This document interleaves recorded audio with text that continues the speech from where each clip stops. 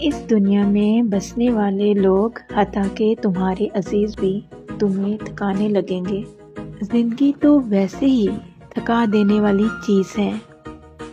یہ درد تو عارضی ہے نا، جو تمہیں مسلسل مل رہے ہیں، اور ان دردوں کے پیچھے نہ جانے کتنی حکمتیں پوشیدہ ہیں جو تم چاہ کر بھی نہیں جان سکتے۔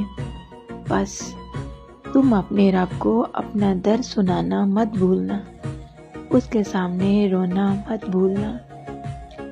رفتہ رفتہ تمہارا دل ہلکا ہونے لگے گا، اس کو تھامے رکھنا، بس پھر ہمت بھی آ ہی جائے گی جو تمہیں جاتی ہوئی محسوس ہو رہی ہے۔